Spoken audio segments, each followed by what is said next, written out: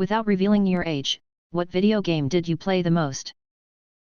Yoshi's Island, Commander Keen, Tetris, Super Mario 64, Lemmings, Duck Hunt.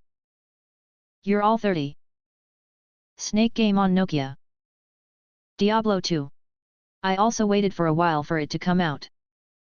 Crash Bandicoot, Doom and Duke Nukem, StarCraft Brood War, Age of Empires 2, Baldur's Gate, Super Mario Bros. 3. It's still my favorite game of all time. What TV show's intro is impossible to skip? Batman the Animated Series, 90s Spider-Man, Justified, Sopranos, Cowboy Bebop. The music is too good. The Boondocks, X-Men the Animated Series, The Good Place. It's 5 seconds long and sandwiched between a cold open and the first act. What We Do in the Shadows. You're Dead, Norma Tanega. The X-Files. Removed. House MD has a nice intro. Adventure Time. Come on, grab your friends. Futurama. The A-Team and Samurai Champloo. DuckTales. Breaking Bad because it's like 4 seconds long, not even worth the effort of hitting skip. Scrubs. Malcolm in the Middle. How did you find out your so was cheating on you? Used her iPad on our honeymoon at Disney. She hadn't used it in a while, so when I powered it, all her texts from her phone synced over. Saw the whole affair flash before my eyes. Doing much better now than I was then. Well, the guy she was cheating with decided that he wanted her all to himself, so he found me and told me about it. I was taken out for wings with her best friend's husband and another of her guy friends. We hung out quite a bit. They knew I was clueless to what was happening, but they liked me. Smiley face. I was told straight out by both of those dudes. Solid move by them. It sucked hard to hear, but after a bit of time I really appreciated that they felt I was enough of a friend to let me know. It's been a few years since I've seen or talked to either of them. Good people those two guys are. Back when cell phones had limited minutes, I got notified that we were over our limit. Checked the last bill and nothing but her and her boss talking at all hours of the day. Then she stupidly left her email open on my computer and I got to read how he enjoyed touching her boobs a lot. The dude she cheated on me with had no idea I even existed and I was out of town visiting my dad in Boston. He sent me a message on Facebook telling me he's sorry, but he had no idea I existed and he was drunk that night. He woke up before her and used the bathroom and saw my shaving kit. She said it was her roommate's, but it was a one-bedroom apartment. He did some snooping and found out she was dating me. Real bro move. I had no anger towards him, actually the opposite. He even invited me to have some drinks and he'd pay. I respectfully declined. Luckily we only had 6 weeks left on our lease. The most painful and awkward 6 weeks of my life.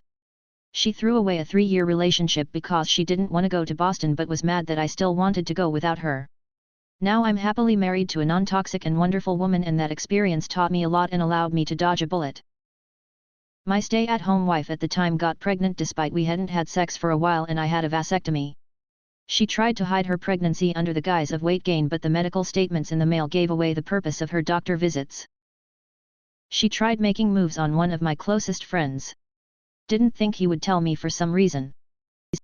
I was early picking him up from work and saw the other woman dropping him off. They made out for a minute before he ran inside. He came out a few minutes later, having changed into his work shirt, and immediately started complaining about his co-workers. She accused me of cheating out of the blue. Made me jump through crazy hoops to prove myself, but believed me. Everything settled. 6 months later she did it again. It took 2 more of these to see the cycle. Simple sleuthery led to the admitted truth that every time I was accused, she was the one cheating. He bragged about it to a mutual friend thinking she wouldn't tell me. She missed our 10th anniversary to watch a movie with a guy she'd been seeing for 3 weeks, and his wife. Edit, the boyfriend's wife was crashing their Netflix and chill because the guy she had plans with had cancelled. I asked her where she'd been all night when she finally got home, and she fumbled over an awkward attempt at a lie before coming clean. I suspected him of having a thing for my friend, but he always gaslit me into thinking I was just insecure and paranoid. He had his phone connected to the Bluetooth in our shared vehicle. A text from my friend popped up and before he could stop me, I pressed read. Text message said I love you, can't wait for tomorrow. That day ended a 7-year relationship. Her roommate told me LOL. Found sex tape at 4 am. It is kind of surreal that I found it.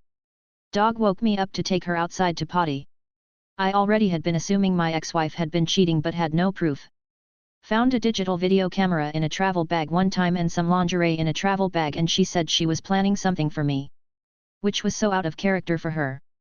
Let's just say I would have been surprised to find out she was planning on filming a sex porno of us, as our sex life was dead. Plus she had been out of town several times to visit friends. There was no SD card in the digital camera though. Back to the night in question. So after our dog came back inside, I looked to my right and saw my ex-wife's purse sitting on the washer. The moonlight was perfectly centered shining on the purse. It was the closest thing to a sign. I walked over to it and saw a zipper pocket inside the purse. Inside that was a container with an SD card. At that moment I knew exactly what I had found but I needed to be sure. I took it out, put it in my laptop and sure enough are like 20 different videos. Each file is titled with a date and time, that coincide with her visits out of town. Sure enough they are all videos of her having sex with someone. Edit, clarity. He left his phone open to someone named Block texting him about her weird sunburn from her swimsuit straps. Funny thing is, I wouldn't have given it a second thought if the contact name in the phone was anything normal. So and so from work? Whatever, not a second thought. But titling a contact blocked, who clearly isn't blocked since they're messaging you, is just a big red flag.